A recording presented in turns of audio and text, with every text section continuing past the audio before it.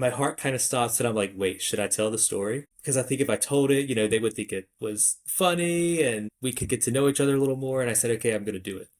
And they're just like, oh my gosh, that's crazy. Wow. Other people in front of us, I could tell, are kind of hearing it. I see people like turn around. The whole time I'm like saying, oh my God, is this too much? Am I saying too much? But they kept asking questions, so I assumed it wasn't. Welcome to Solo Travel Unpacked, where we explore the world one solo travel story at a time. I'm your host, Kelly, and I believe that solo travel is a journey of self-discovery, empowerment, and connection. Each episode will meet a different solo traveler and hear their insights, experiences, and lessons learned. We'll also take a look at a key solo travel topic to give you the tools and inspiration for your own adventure. It's time to hear from today's guest and unpack another solo travel story. Sometimes the biggest journeys we take aren't just about the places we go.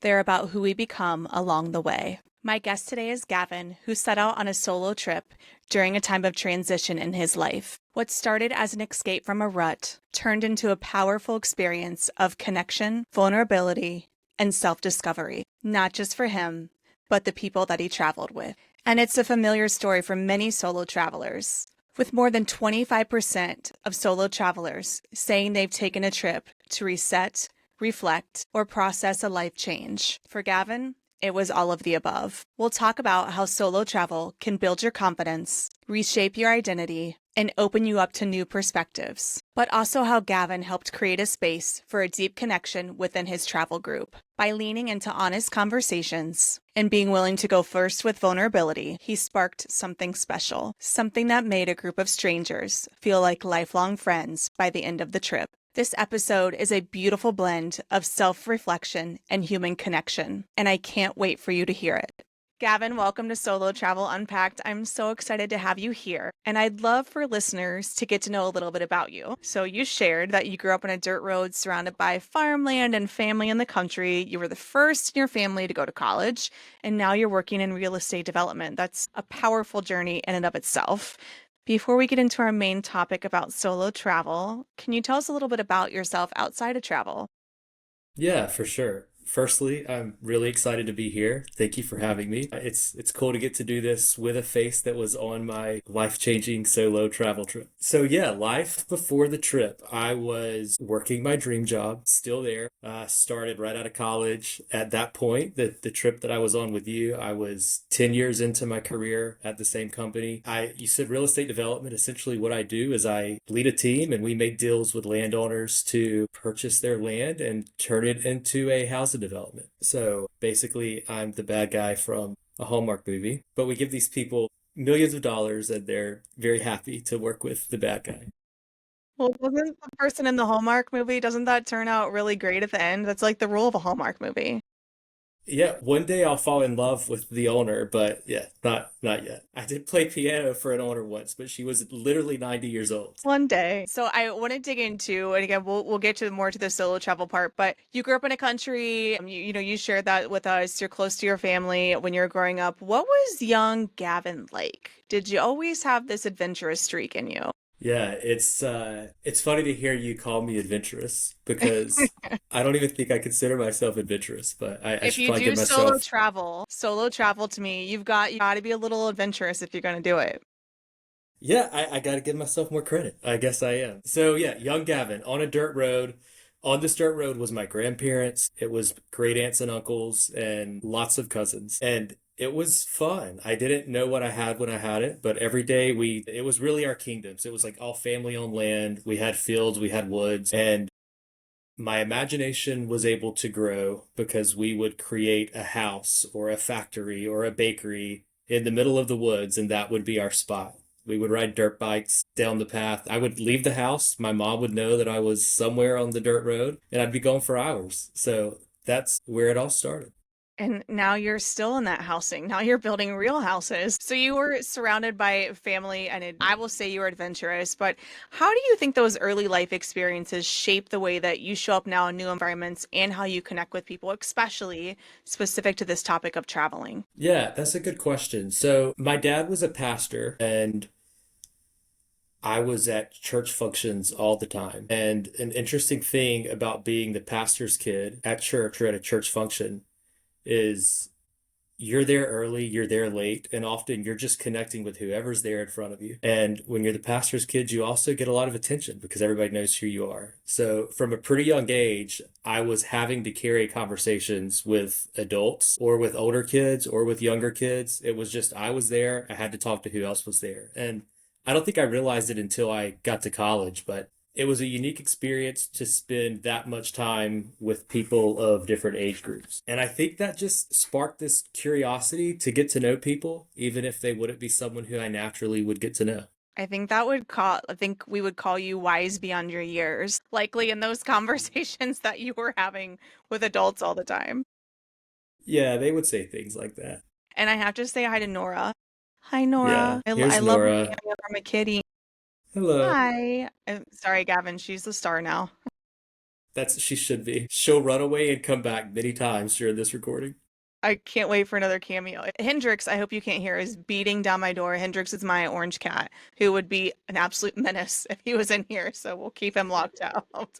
But you mentioned college, and I know that in our conversations, you've said that it was a huge period of growth for you. So, what were some of the biggest mindset shifts you experienced during that time? Yeah, man, college really rocked my world. It was not something that was talked about when I was a kid. We didn't do a lot outside of our little town. We would go to the beach, we would go to the mountains, we would come see some shows and whatnot in Raleigh, which is where I live now. That was the closest big city. But I generally was around people who were a lot like me and a lot like my family. And from a pretty young age, I honestly just didn't feel like I fit in with those people. I didn't do sports. I didn't like hunting. I didn't like fishing. Everyone had their thing. They had their identity. They had their hobbies. And I was just a nerdy little kid. I liked to play with maps and read books about disasters like famous hurricanes and tornadoes and the Titanic. I had a Titanic moment where I was obsessed with the Titanic. Like I was just this quirky kid who liked things that other people didn't like. And I was fun when I was younger, but by the time I got to like late middle school and high school, it became really clear that like I was different. I don't want to sound dramatic. Like I had friends, it was okay, but I Yeah. always like inside was kind of fighting this battle of who am I? And why do I feel more? I'm thinking about different things than everyone around me is thinking about. So when I went off to college, it wasn't that far away. I went to UNC, Go Hills, about an hour and a half away. The people there came from all walks of life. And interestingly, they were nerdy like me. They liked weird things like me. And I felt safe to explore those interests. I felt safe to be quirky. When you grow up in a small, I was in a small city. It wasn't really a small town, but when you grow up in an environment with people who largely have been there and their families have been there, there's not a lot of room to be quirky and to be different. So I kind of just would get into my shell and try to conform to everyone else. And when I went to college, I started off doing that. I wore my preppy clothes and I had the Zac Efron hair. And I like would dabble with showing my quirks and people liked it and they would latch on to it. And I had this like weird but exciting experience my first semester of college where I would kind of like push the limits with how quirky can I be and people still accept me. And I found that they liked me more. It helped other people then feel safe to be quirky. And yeah, it was just really cool. I started to find myself. I felt like I was a quiet kid in school, but then in college, I was enjoying meeting people. I felt like I found my personality, and my worldview had to start shifting because suddenly I was around people who thought differently than me and had had different experiences than me. So from politics to faith to just how I treated and felt about people who were different. All of that had to start shifting. And I say it like it happened quickly. It was definitely a journey. But bring that all together, college was transformational, and I left pretty different than I had arrived. That's so incredibly special to be able to be exactly who you are and to have people like you for it and accept you for it. And I just said such a beautiful story about like you're just kind of like, let me test the waters here. Okay, come back. Let me test the waters. And then to finally be like, it's okay. And I'm so glad that you had that moment and are surrounded by those people that were accepting of you, because that is like, it sounds like this is a Gavin that I've gotten to know, and he's really special. So I love that that was a moment for you. Well, yeah, thanks for saying that. Yeah. So I know that we're going to jump into solo travel, but I know you've also traveled to Europe and Hawaii and Mexico and usually with friends. What Yeah. originally drew you to travel? I know you're small town surrounded by a lot of family, you're in the church a lot. How was your relationship with travel kind of in the beginning and how has it evolved? As a kid, I mentioned earlier, we went to the beach. I grew up in Eastern North Carolina. We were like an hour and a half from beautiful beaches. Another big plug for North Carolina, let me be an ad here, is we have some of the best mountains in the country. We have the highest mountains on the East Coast. So we went to the mountains a lot. We went to the beach a lot, and that was travel. And honestly, compared to a lot of the people I grew up around, I felt privileged to get to go to the beach and mountains once a year. Yeah, so I really hadn't traveled that much, even though I felt like I had seen the world. It's just that the world was North Carolina. I had an aunt, my mom's sister, who she wasn't married, she didn't have kids, and her career had been her life, and she had traveled all over the world, all over the country, and she had lived in some cool places. And she treated my sister and me like we were her kids when she was in town. She gave us all the gifts. When I graduated high school, she gifted me a trip to visit her, and she just so happened at that time to live in Maui. Very cool place to go. So at 18 years old, I go to Maui for 10 days with her. She had to work some while I was there, and I spent some solo time in Maui. I would drop her off at work and then take her car around. And that was very new for me to be in a different place, a foreign place, all by myself. And that trip really, as I reflect back on it, that is where I connected travel to growth and self-reflection. I had gotten a journal for graduation, and the first entries I wrote in that journal, which I still have, were on that trip. And I was so nervous about going to college, and I just wrote about like my dreams of who I wanted to be. Maui's a beautiful place. Maui's a slow and quiet place. So I think the beauty of Maui, the stillness of Maui just put me in a place to harness all those emotions I was having about graduating high school and going away to college into a lot of reflection and a lot of dreaming. And that was a really cool experience for me. And that sort of framed how I would connect to travel in the future. I love the thoughtfulness and the mindfulness of that experience versus just kind of the surface level of, yeah, the beaches are beautiful. It was an amazing trip, but more the transformative of how it was for you. And by the way, I came to vacation in North Carolina as a child as well. So that is a beach that I am very familiar with coming to as a kid. But I get it. We were the same, right? We would go to Tennessee and North Carolina too, but it was special and it still is special. Maybe I met Gavin on maybe we met on a beach when we were kids. Full I would circle just moment. love if that was how our journey began. I would love that as well.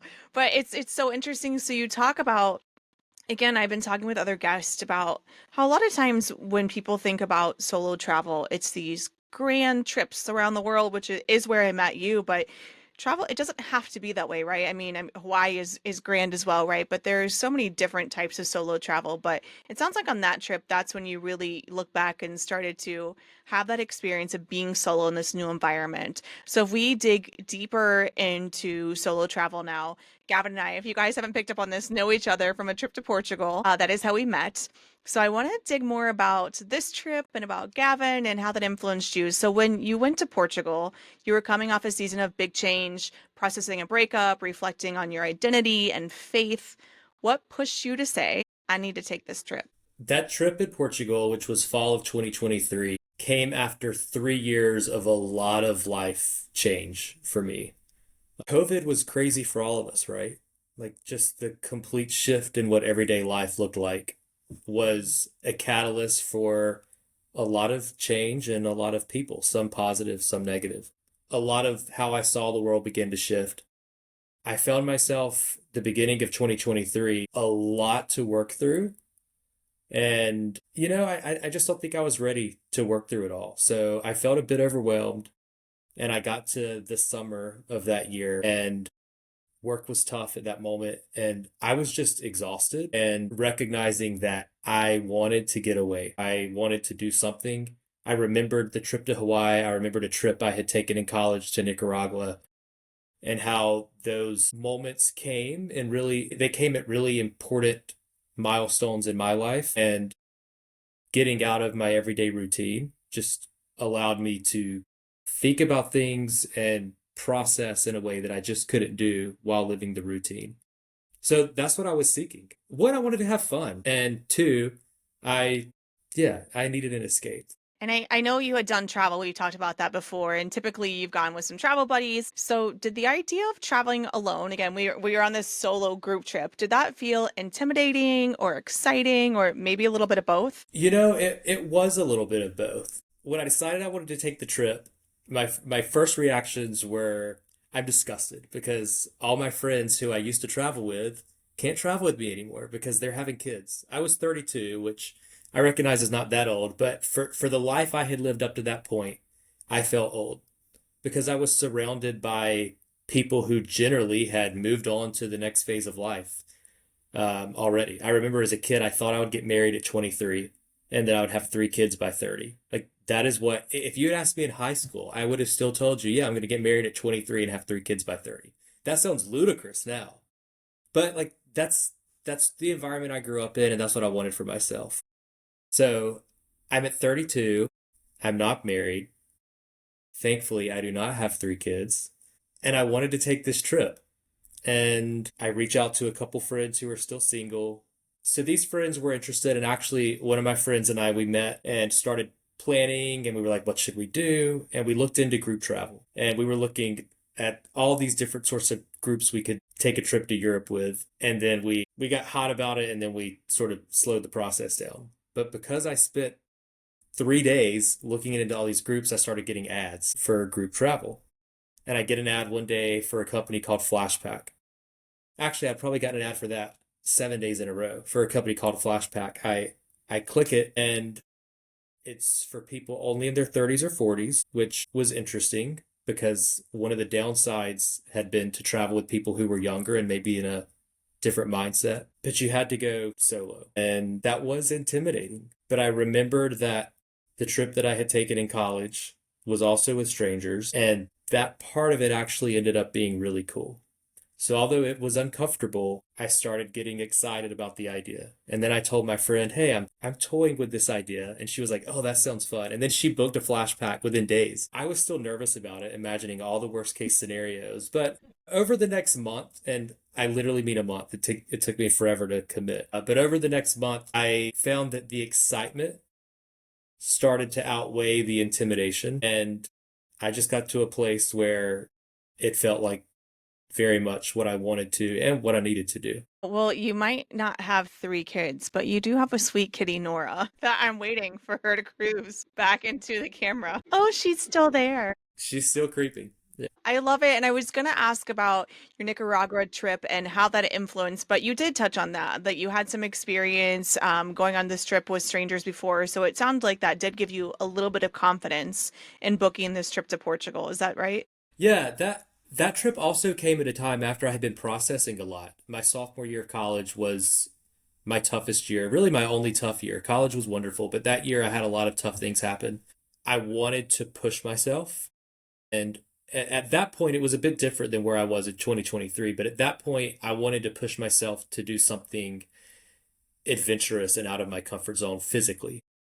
And it was a service trip in Nicaragua, which, if you don't know this, is the second poorest country in the Western Hemisphere. And we were specifically going to be working with people who lived in squalor and balancing that with some adventure. It was all for college guys, and like the whole premise is you serve and then you also grow through putting yourself through these challenges, if you Yeah. will. I showed up so nervous and so intimidated because I was not an adventurous person. I felt like I could not make it through a difficult hike. I felt like I would be terrified to spend the night camping in the jungle, but I wanted to do it. Like I wanted to do that. I did not expect this, but getting to know the other people on the trip actually turned out to be the sweetest part of it. So that was just always in the back of my mind when I was planning the solo travel trip a couple years ago. And that's the perfect segue because you said that being around new people and stepping outside of your routine gives you joy. How did that play out on the Portugal trip? Yeah, so I've always found that it makes me happy to just get to know someone. I've like flirted with this idea for years that I want to quit my job and start an Instagram account where I just go around town interviewing people like humans of New York. I'll probably never do that. But I just find it really stimulating and honestly sometimes healing to get to know a new person and hear their story. Because I knew that was true of myself, that was one of the things that made me want to do this. You know, on the trip, I showed up a day late because my flight got canceled. It was a whole thing. And I was like, I showed up really nervous. I was afraid everyone would have already connected without me. And I got there and everyone was still kind of in that timid stage. There was still this tension because people had spent one night together and they had done like a morning walk that day. So the environment was still very ripe for getting to know other people. It was a cooking class the first day. And it's easy and casual and you're not forced with one person. You can kind of like walk around. There's a mix of the instructor leading the cooking class and then us just kind of talking and doing it ourselves. And I just was quickly disarmed by the knowledge that everyone felt the same nervousness and excitement that I also felt. I smile a lot. You're probably seeing that right now. Like when I get nervous, I smile. And I just like kept smiling and engaging with different people in the group and they would smile back and we would have conversation and I just pretty quickly I was like, okay, I think this is gonna be good. I think we're gonna connect. And I started like making up stories in my head of each person, like, oh, I wonder who they really are, I wonder what they're about. And I was just waiting for the moment to actually get to know everyone. Yeah. I remember that moment, and you're exactly right because you were supposed to be on my flight over to Oh, Portugal. that's right. Yes, you were supposed to be on my flight. I remember you missing the evening because you weren't there, and then being there to greet us when we went to the cooking class. I remember it very specifically, and it's interesting you talk on the vibe because you're so right. We had done like one dinner the night before and that was it. And then a little walking tour with a guide. So, right, you're making some small talk, but there is still nerves, right? You're trying to like feel out the groove. Everybody's trying to like get to know each other, and then we show up to this cooking class and there's Gavin. So, Gavin, do you remember when the vibe of the group really shifted towards vulnerability and openness? And what do you think made that happen? Yeah. It was the next day. So we had the part of the trip that I think everyone most dreaded. We had a 5 hour van ride, something like that. Maybe it was 6 hours. It was Well, it was a pretty long ride in the van, and everybody's like, "Oh, we're just gonna be in the van all day." And I actually was kind of looking forward to it because I was like, "Oh, this is gonna be good because I'll be stuck around some people and we'll just be forced to get to know each other." So I'm in the back of the van, and someone starts talking about something that triggers this connection point, this opportunity for me to talk about this pretty wild story I had from the last year that was really vulnerable. And I'm not going to tell that story here, but I like my heart kind of stops and I'm like, wait, should I tell the story? Because I think if I told it, they would think it was funny and we could get to know each other a little more. And I said, okay, I'm going to do it. So I tell the story, and there's like, originally, there's three other people that I'm having this conversation with. And they're just like, oh my gosh, that's crazy. Wow. Other people in front of us, I could tell, are kind of hearing it. I see people like turn around. The person in the front ended up joining the conversation. The person right in front of me ended up joining the conversation. So after I tell my story and people ask me some follow-up questions, I really ended up going from a specific story to like my life story, which the whole time I'm like saying, oh my God, is this too much? Am I saying too much? But they kept asking questions, so I assumed it wasn't. And then I was like, okay, I've got to take the light off of me. So I turned and I knew one of them was co-parenting with an ex. And I was like, you mentioned that. That's really interesting. How's that going? And then she kind of tells her life story. And then the woman beside her starts kind of telling her life story, and we're just in the back of the bus. It's summer camp. I mean, we're sitting there with the flashlights on telling our stories, and the people in the front, they're like, who are these crazies in the back? That's when it started. And then after lunch, when we got back on the bus, I decided to sit in the front, switch it up. A few people were switching up seats. Like somebody was like, oh, we should sit with different people. And I was like, okay. So I sit in the front, and of course, they're like, what was going on back there? What is that I heard?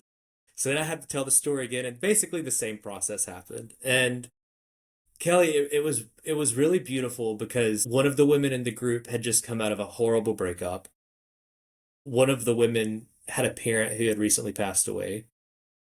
One of the women had struggled with a lot of mental illness, and it was excruciating to listen to. And there were tears. There were tears by multiple people on that van ride. And I don't think anyone expected that at all, but it just unfolded so naturally. And when we arrived at our destination, we were kind of like best friends. I mean, maybe that's a lot to say, but the vibe was definitely different. And I know this episode is all about you, but when I asked you when the vibe of the group shifted and what do you think made that happen? If I can answer that, I can answer it in one word. It was you. I'm truly, I can say that. Like, you just came in and you broke the ice by being vulnerable and opening up and being exactly who you were. And if I flash forward to that bus ride, from any outsider would have looked like just a normal, ordinary bus ride, nothing special. I specifically remember, because I'm car sick in front of the bus, I remember sitting up front with you and Ella and Arfa and having this conversation and having this moment of we are all from such different backgrounds, different ethnicities. We grew up differently, different life stories. But here we are on this same bus in this same moment, having this moment together, and it was really beautiful. I still remember, and I was picking up on the story the first time you told it in the front, but it was such a beautiful moment, and I've never forgotten it. It was absolutely incredible. Honest to God, it was because of you, truly, for being vulnerable enough to put yourself out there to make other people feel comfortable enough to open up as well. It was really special. Yeah, thanks for saying that. Actually, I did not remember it until you were just talking, but I remember you were one of the last to open up. And I remember when you did it, it was kind of like an explosion, like, okay, I'll go now. And you also like everyone had this like not it wasn't always gut-wrenching, but like this like wrenching story about like, hey, this is my life and this is why I'm here. And I remember thinking later that night, I was like, if you were in your 30s and 40s and you're doing solo travel, there's a story. There's something there. Your life probably doesn't look the way that you thought it was going to look because if you had a spouse and a kid and kids at this point, which is what society makes us all think is going to happen when we're in our 20s, you're not going to be here. So, some people were like, they never wanted that anyways. Some people had wanted it and they were heartbroken. Some people had had it and didn't have it anymore. We all came from different places, but like, I was like, wait a second. I am like specifically with a group of people who have stories. And that was cool. Yeah. If you want to make God laugh, tell him your plan, right? I think that's what they say. Exactly. Yeah. Yeah. So it's so true. And honestly, and but just this is why I'm doing this podcast, because truly everybody has a story and everybody's story deserves to be told. And really that moment was the aha moment and the light going off that I remember you saying again, Gavin, you're like, yeah, I was excited to come see Portugal, but I was more excited about the people that I was gonna meet. And it was such a lens that I hadn't looked through, right? Because I just was like, I just want to travel. I just want to see the world. I lost all my travel buddies, similar to you, married and or kids, or for whatever reason. So for me, it was a means to see the world. I hadn't looked at it the way that you had, and I'm so glad that I do now. I have enjoyed getting to know the people just as much, if not more than the places. So honest to God, thank you. It just has made it so special. We had all of these moments, but Gavin, was there a moment specific to you in the Portugal trip where you thought, this is exactly what I needed? Yeah. Okay, that's a great question. So, if I think about what I needed, it was rest and reflection and fun and escape and like genuine connection because I knew for me that was something that I was looking for. So I remember there were like four legs to our trip. The third one was the quietest one. We were at the nicest hotel. It was a resort. It was on the beach. We had a lot of free time. There was a pool, there was a spa. It was just the one where we all kind of chilled out. The excursions were yoga, sunset yoga on the beach, which was amazing. And like, I think all of us in that moment had this opportunity to like really reflect and like soak in what had been happening. And then the other excursion that trip was a surf lesson, which I think for our group as a whole, that was the most adventurous thing, Hmm. the thing that we were like most nervous to all do because we weren't surfers. And it's kind Right. of embarrassing to like try to surf in front of people. So it felt like that In was the the wetsuit. yeah, and we're wearing wetsuits. Nobody wants to be seen in a wetsuit. So like that was the moment I think we all had to be the most vulnerable because we're doing the thing that is the most uncomfortable. So, okay, imagine that. The resort, the quietness, the reflection, the like spiritual yoga on the beach, the oh, we're so nervous, we're going to do a surf lesson, but then of course we loved it and it went really well and we fell and we laughed at each other. So, all that had happened, right? That's the headspace I'm in. And we have dinner at the hotel that night, which is what we did every night that we were there. We just had dinner together at the hotel at this really long table, and we were loud and obnoxious. And I'm sure everyone else at the hotel was like, "Who are these people?" And that night at dinner, someone made the comment like, "Oh, Gavin, you've really changed the vibe of the group and have gotten us all talking." And it made me feel special, of course, but also like when that was said, I was like, "Whoa, I came for like fun and relaxation and some growth, but I never expected that I would be the one that someone's calling out as like making a difference on the trip. This was all about me. Like this trip was very much my journey and my Hmm. reflection. And now someone's telling me that my presence had impacted their journey and their reflection. So that was kind of like the last piece. Like I had gotten a lot of the things I needed up to that point, and then I got some that I didn't know I needed, but that I did. And that was also the first of two times where we had a session of saying special things about each other, and a couple other people said some really kind things that just made me realize that the trip was about more than I thought it was. Yeah. And I'm not sure who said it at the table. And I've got some pictures from those dinners that I'm going to drop into the video of this. So if you're watching on YouTube, you'll be able to see those. I'm not sure who said that at dinner, but it is so true. It was just such special moments because I should say on these trips, well, we were a little bit out in the middle of nowhere at this hotel, but otherwise you don't have to like go to dinner as a group, but we always did. We always stuck together as a group, even when it was optional. So I want to jump into a little bit more self-discovery because as you said, this trip was all about you. You've shared that this trip helped you rediscover your confidence and recognize what you bring to a group. What did you learn about yourself that you hadn't fully seen before? So I've kind of hit on a few of these things, but just to summarize again to answer the question, in high school I was shy, didn't have a lot of self-confidence. In college I began to find my personality, find my identity, build some self-confidence. I think prior to this trip I knew that I enjoyed getting to know people. I kind of latched on to two buzzwords when I was a younger adult: vulnerability and authenticity as things that were really important to me. I wanted to be vulnerable and be authentic because I felt like those things would breed that in others around me. So I knew all this, but again, it all felt like these were just traits of mine that help make up my identity. I think being told that like that's the role I played, that I was the connector, made me realize like these aren't just things that I do for myself to get to know other people, but this is maybe like, if I can be dramatic, like part of my purpose. Like, no matter what group I find myself in, if it's at work, if it's with friends, if it's with strangers traveling, like, this is a way that I can impact others. And at that point in life, as we've talked about, I showed up on that trip in a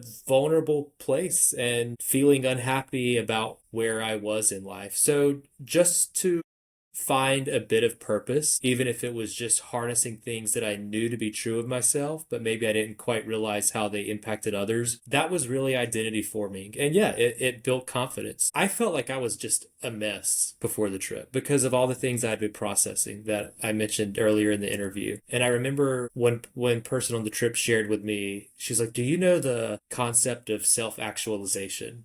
Maslow's period of self-actualization from psychology." And I'm like, "Yeah, I remember that from Psychology 101." She's like, I think you've met self-actualization because you are comfortable enough with your authentic self that you make that come out in others." And I was just floored. I was like, "Me?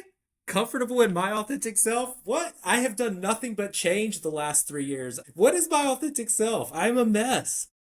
Like, that was my initial reaction. And then I just churned over her saying that. And I was like, whoa, the work I've been doing the last 3 years that has made me feel like a mess has actually like formed who I am. And like, that is a foundation to come back to what I was saying a minute ago for like me to have purpose. So yeah, I mean, I know this is all a lot and I hope none of this sounds arrogant, but just for me and in my like journey to building who I am and gaining confidence in myself, like this like niche of my personality, if you will, like became the thing that could contribute to my world. And that made me feel good. And I came back and I was like, okay, actually, maybe I'm not as much of a mess as I think I am. And I think I want to keep this going. I think I want to like lean into, I'm not searching for authenticity or vulnerability, but like I found it and I want to spread it.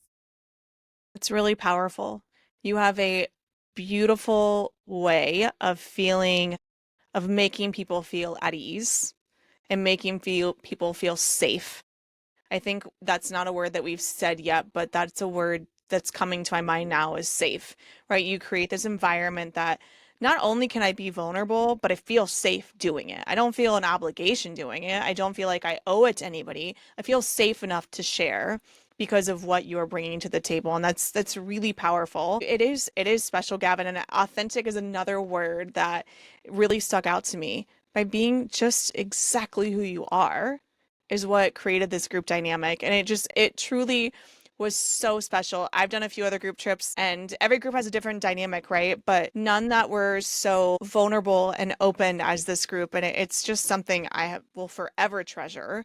And to build on that, so looking back, how do you think your willingness to open up and ask real questions shaped this group dynamic? And I know this is what we've been talking about, but if you could just kind of articulate what that looked like or what that felt like to you or what that really did to the group. I'm curious how you look at it. Yeah, well, everything you just said was very kind, Kelly. I learned when I was in college, to go back to that journey, that being quirky, being who you are, actually makes people like you more and feel more comfortable. So I showed up. One cool thing about showing up on a trip with strangers is like you've got nothing to lose. If you don't ever want to Exactly see or right. hear from these people again, you sure don't have to. I did. I wanted to. We've all gotten together. But if I go back to that moment on the bus when Alex, he was the one who said something that made me think, wait, do I want to tell this like crazy, weird, embarrassing story about myself? I was like, yeah. What do I have to use? What do I have to lose? What the hell? I'll tell the story. So it was just being willing to be silly and be open. It made others feel the same way. If you're someone who's thinking about doing solo travel, you're definitely feeling some level of nervousness around it, right? Mm, yeah. Just remember everyone is. Like when you show up, everyone is in the same boat. Everyone's nervous, and that level of tension breeds excitement, and really it magnifies things. If you're silly, if you say things that are vulnerable, it's just gonna set the vibe of the group. And I think I just keep coming back to authentic, right? If people are just exactly who they are, people just, to me, that's just a deeper appreciation of someone versus someone who feels like they've got to be somebody they're not. So I think there was just this authenticity of the group of everybody to be exactly who they were. And I remember this culmination of our last night, we had this rainy boat ride, the only time we saw rain the whole time. We had this rainy boat ride and this dinner and some amazing karaoke. And then we go back to the hotel where I'm guessing most groups are probably like, all right, see y'all later. We're going to bed. Not our group. We decided that we were all going to get together. I think it was in you and Alex's hotel room.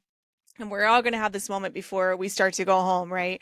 So we had this moment of everyone in the hotel room. We're crying. It's really stayed with me. We've got the whole group there. Why do you think that depth of connection happened so quickly, right? This is 6, 7 days later after we had met. We were complete strangers. Here we are crying in a hotel room because we're all going to go back home and we've just had such an incredible experience together.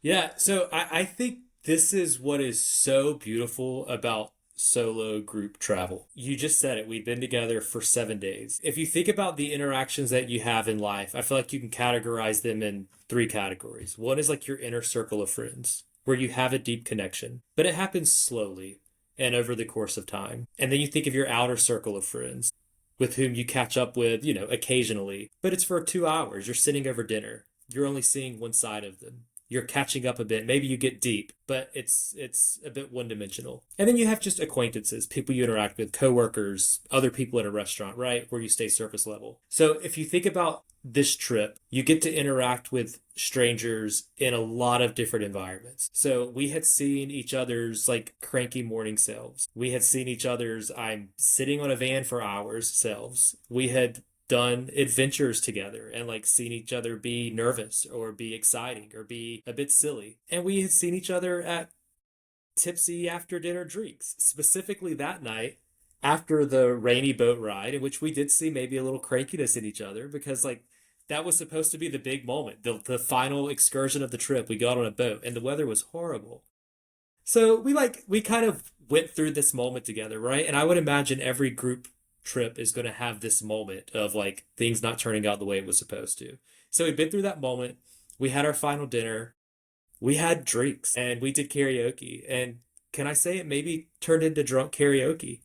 It was perfect. And the quietest one in our group, I remember when he got up there and gave an incredible performance. He had everyone in the room laughing and on their feet. We were like, what?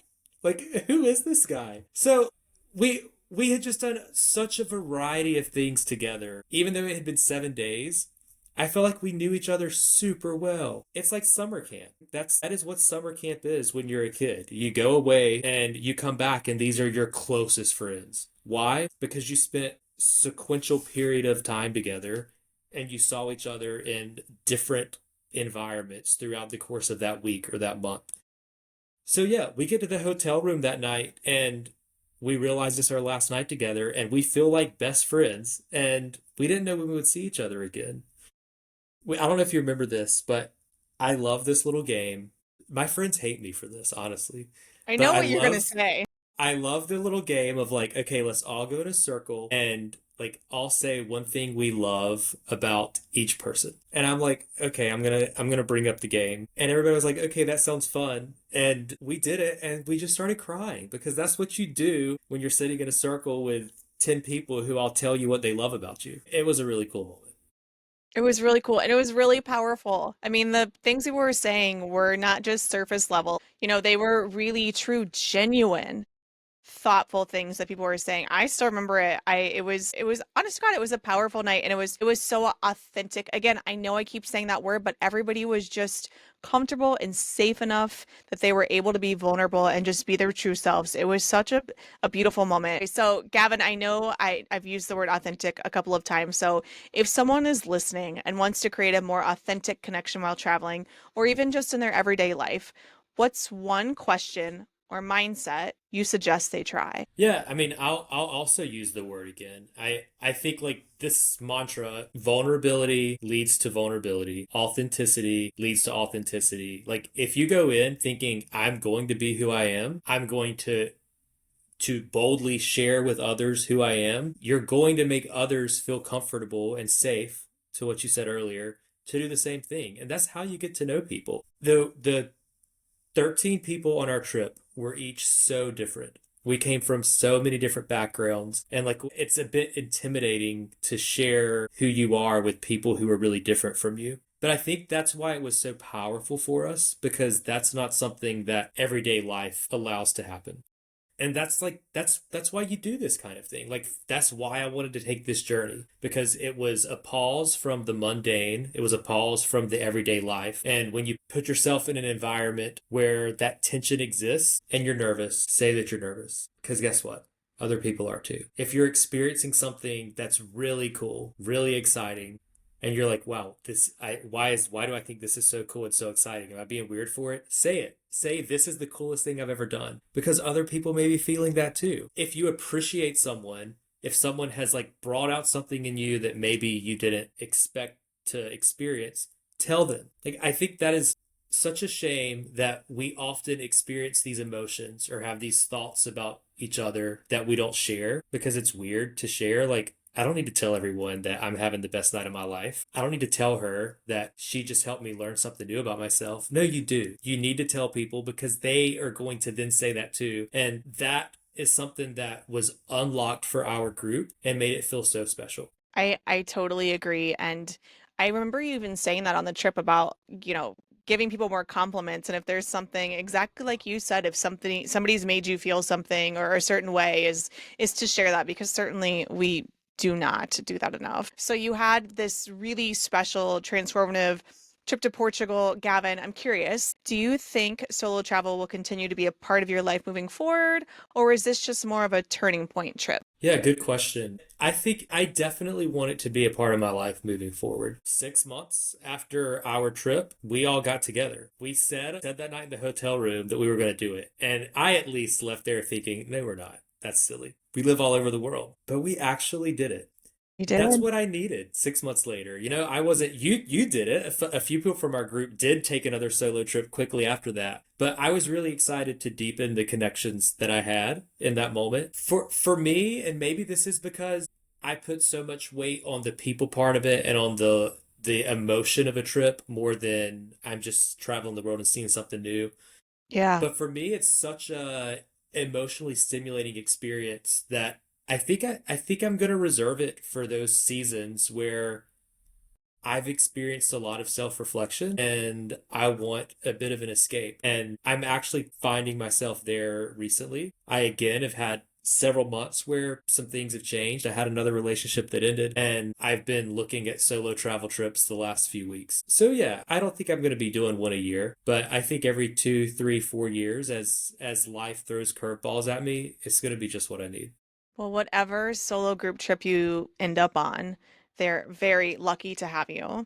So I say, Gavin, now that you've had this experience in Portugal and all of these life experiences that have led up to this, do you think young country Gavin, back with all of his family on the dirt road, do you think he'd be proud of the person you've become? I think young country Gavin would be absolutely shocked that 34-year-old Gavin doesn't have 3 kids.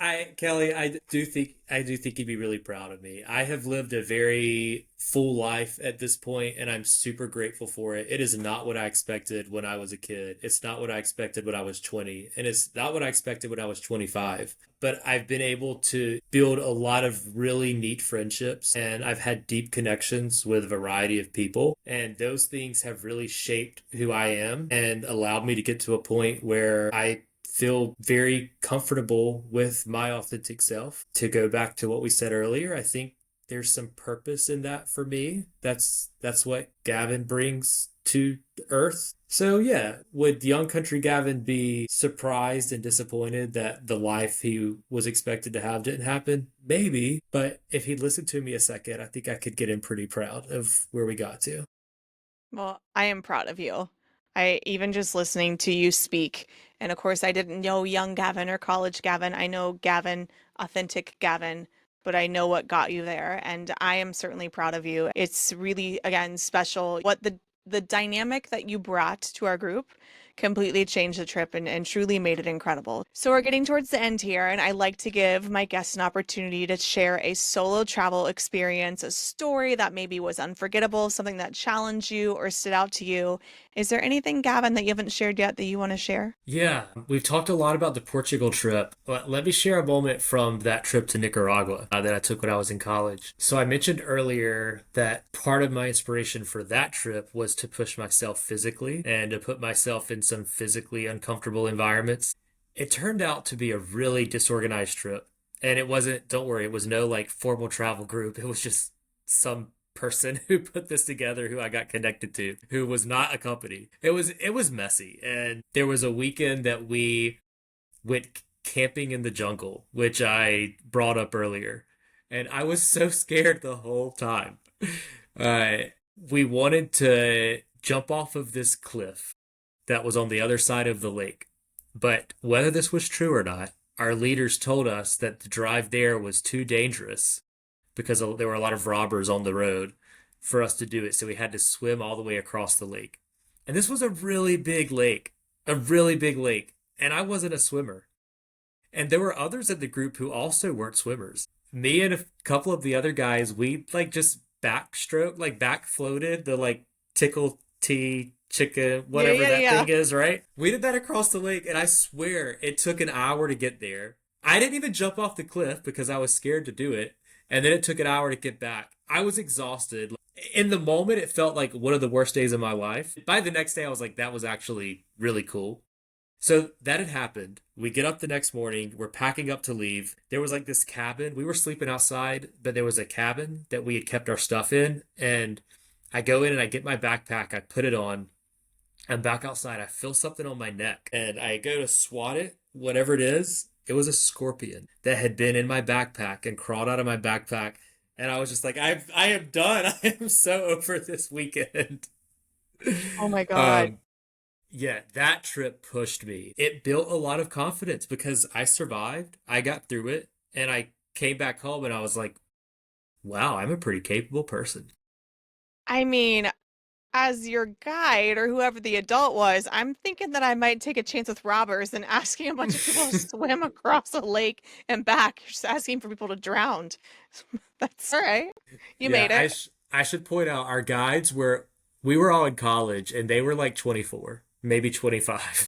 Thank you so much, Gavin, for coming on the episode today. I have loved getting to know you. But before we leave, we'll end today's episode with how we end every episode of Solo Travel Unpacked, and that's asking the guest the same three questions. So, first question, the advice I'd give to someone considering solo travel is. The advice I'd give to someone considering solo travel is do it. Just commit. At worst, you have a very well planned trip. At best, it's transformative. My favorite part about solo travel is. My favorite part about solo travel is meeting new people, hearing their stories. I think that's pretty obvious at this point. Something I learned about myself during my solo travels is.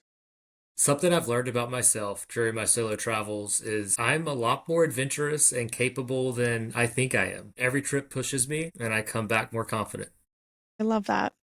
Gavin, thank you so much for sharing your story and your heart. Your openness, both on this trip and in this conversation, is such a beautiful reminder of how meaningful connection can come from simply being willing to go first, to ask the deeper question, to share the real, authentic story, and to create a space for others to do the same and feel safe.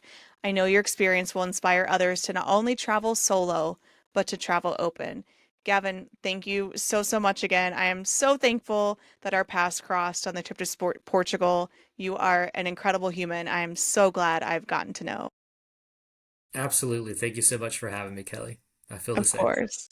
Thanks, Gavin. Every episode brings a new perspective, so be sure to subscribe and join us next time to meet another incredible solo traveler. If you love this episode, let's keep the conversation going. Follow us on Instagram at Solo Travel Unpacked Pod or on Facebook at Solo Travel Unpacked. And if you have a solo travel story to share, I'd love to hear from you. Reach out to be a guest. Until next time, let's explore the world one solo travel story at a time.